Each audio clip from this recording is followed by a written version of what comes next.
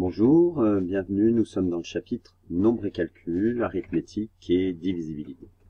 Je te laisse prendre connaissance des objectifs de la fin du chapitre et nous commençons par la divisibilité dans grand Z. Je te rappelle que grand Z, c'est l'ensemble des entiers relatifs. Un nombre P appartient à grand Z, ça signifie que P appartient à cet ensemble-là, qui a moins 2, c'est tous les entiers positifs et négatifs. Voilà. Alors, une première définition, soit A et B, on prend deux nombres entiers relatifs, donc dans cet ensemble, le nombre A est un diviseur du nombre B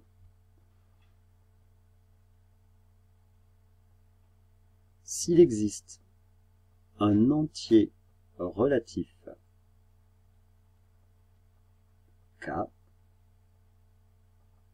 tel que B est égal à K fois A. Voilà. Alors, ça signifie aussi que B, on dit aussi que B est un multiple de A. On pourra aussi utiliser le terme divise, c'est-à-dire A divise B.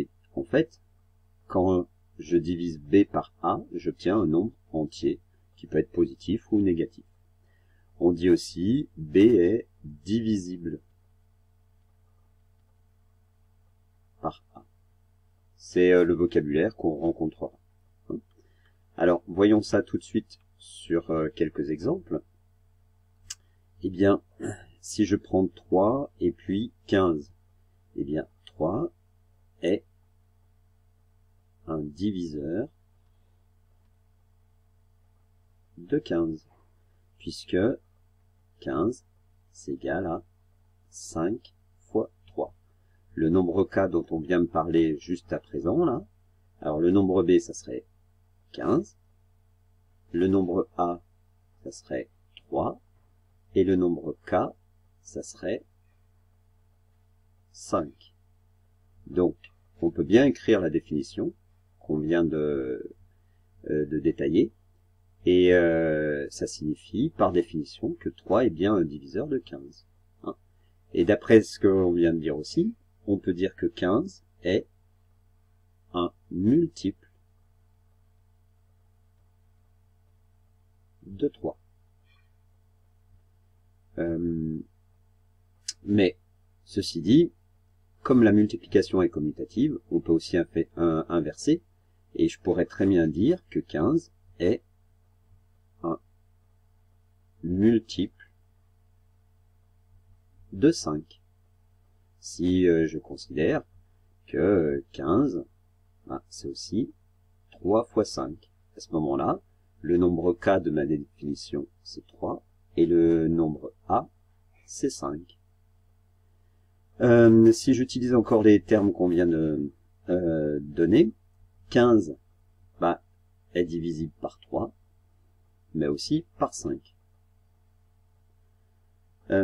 5 est quoi par rapport à 15? C'est un diviseur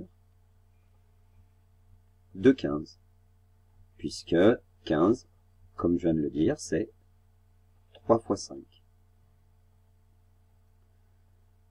Voilà. Alors, passons maintenant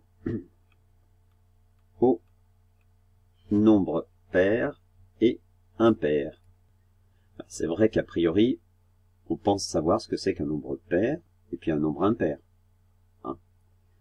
On se dit, ah oui, les nombres pairs sont des nombres qu'on peut diviser par 2.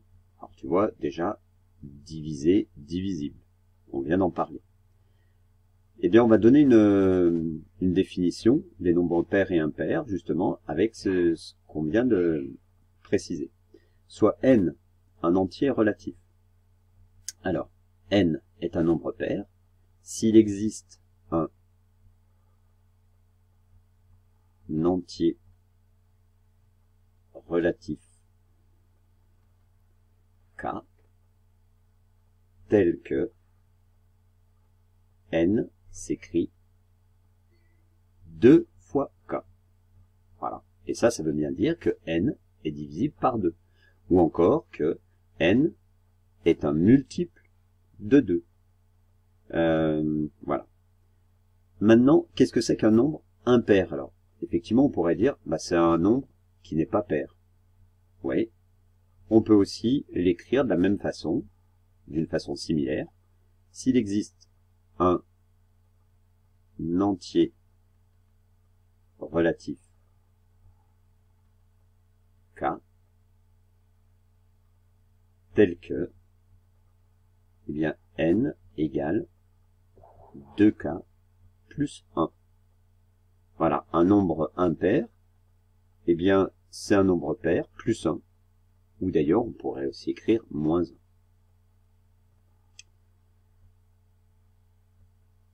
Alors, un nombre pair, comme je l'ai dit, c'est un nombre qui est divisible par 2. Un nombre impair, c'est un nombre qui n'est pas pair. Alors, vérifions avec le nombre 8. 8, il est pair, car 8 s'écrit 2 fois 4. On retrouve bien la définition avec k égale 4. Alors, souvent aussi, on les note, on prend à la place de k, dans certains ouvrages, P. C'est vrai qu'au départ, je m'étais dit, tiens, je mettrais P. Donc, on peut dire, c'est un entier relatif. S'il existe un entier relatif P, tel que n égale 2 fois P. C'est la même chose. C'est le même type de définition. Alors, avec 25, c'est pour ça qu'ici, là, tu vois le nombre P. Donc, cette fois, je vais le faire avec le nombre P pour changer. Le nombre 25 est impair,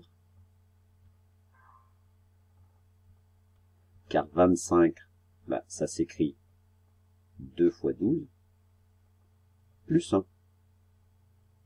Avec, donc c'est bien la définition des nombres impairs, avec P égale 12. Voilà.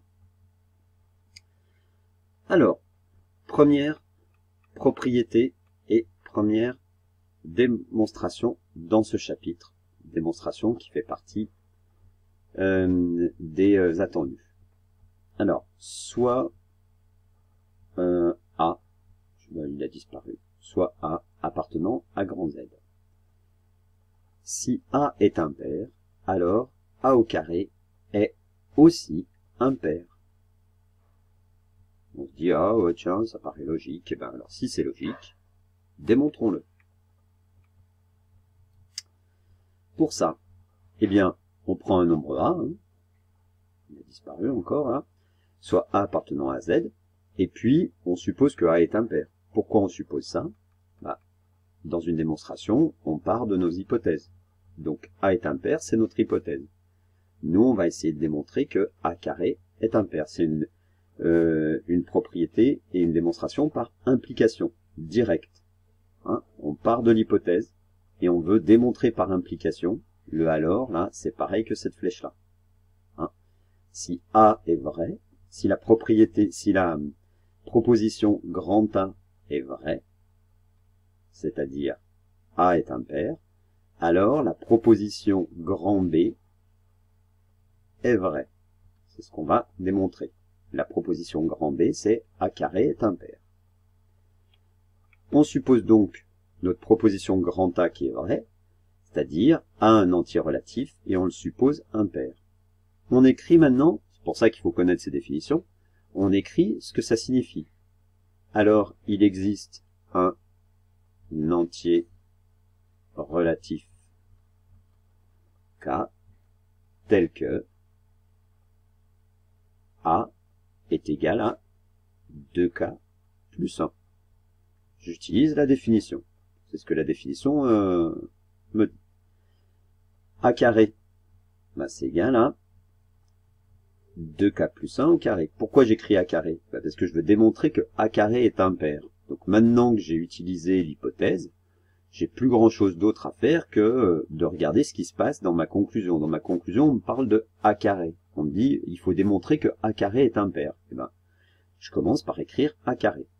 Et A carré, ben, je remplace le A par 2K plus 1, puisque dans les hypothèses, on a dit que A était impair. Alors, est-ce que je peux faire quelque chose? Là, oui, je reconnais une identité remarquable. Donc on développe. 2K plus 1 au carré, ça nous fait 4K au carré, plus 4K, plus 1. Si tu n'es pas très sûr avec ça, tu peux te réécrire ton identité remarquable. L'identité remarquable qu'on utilise, c'est A plus B au carré, qui est égal à A au carré plus 2AB plus B2. Hein? Là, c'est 2K, donc 2K au carré, ça fait bien 4K au carré. 2 fois 2K fois 1, ça fait 4K, et puis 1 au carré, ça fait 1. Je veux montrer que A carré est impair. Donc il faut que j'arrive à l'écrire sous la forme 2 fois quelque chose plus 1. Et bien là, j'observe que je peux factoriser par 2. Donc je vais factoriser par 2. Hein. Ça me donne 2 facteurs de 2K carré plus 2K. D'accord? Par contre, le plus 1, je ne peux pas le factoriser, donc il reste. Et maintenant, je me dis, il faut que je conclue avec ça sur le fait que A carré est impair. Alors, j'observe bien que j'ai quelque chose de la forme 2 fois un truc plus 1. Ce truc, je vais l'appeler grand K. Donc, on pose grand K égale 2K carré plus K plus 2K. Est-ce que c'est bien un antirelatif? Parce que dans la définition, pour que ça soit impair, il faut que ça soit un antirelatif. Alors, K, c'est un antirelatif. Donc, quand je multiplie par 2, ça reste un antirelatif. K au carré, c'est aussi un antirelatif. Quand je multiplie par 2, ça reste un antirelatif. Et je les ajoute, ça reste des antirelatifs. Donc, grand K est bien un antirelatif. K, car, petit k en est un. Et puis après, on fait des produits et sommes d'entiers relatifs. Donc, A au carré est égal à 2 fois grand K plus 1. Et j'ai bien démontré que il existe un entier grand K tel que A carré égale 2K plus 1. Et donc, par définition, A carré est impair. Et voilà. Pour terminer cette première partie concernant les diviseurs et les multiples dans grand Z, voici un théorème que nous allons aussi démontrer, qui est soit petit a appartenant à grand Z l'ensemble des antirelatifs. Si B et B' sont deux multiples de A, alors B plus B' est aussi un multiple de A.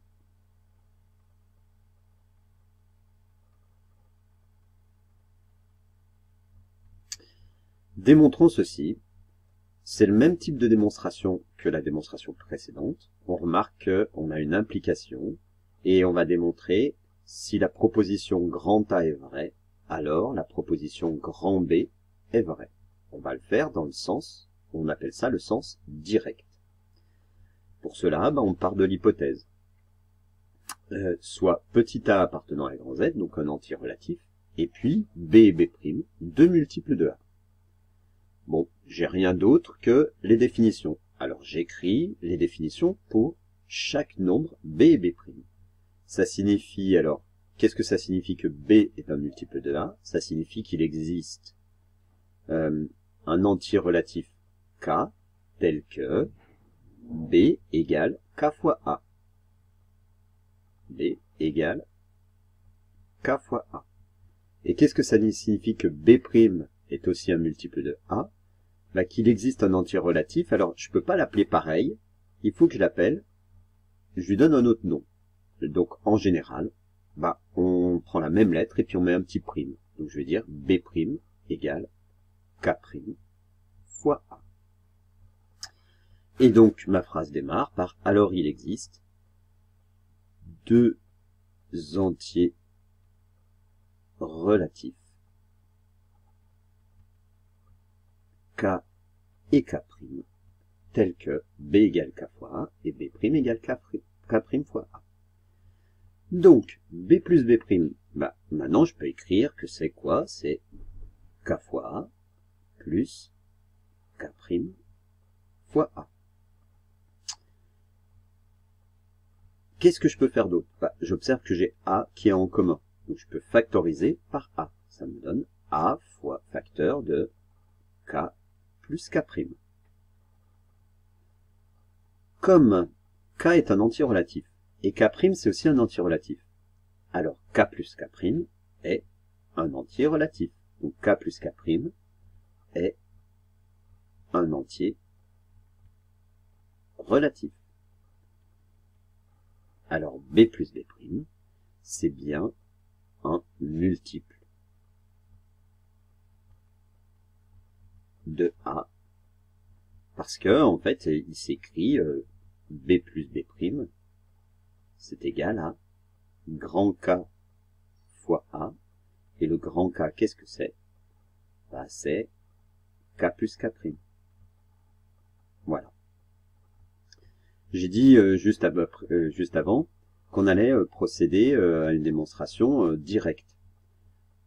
Quand je souhaite démontrer un petit point de logique, quand je souhaite démontrer si A vrai, alors B vrai, je peux aussi travailler par ce qu'on appelle contraposition.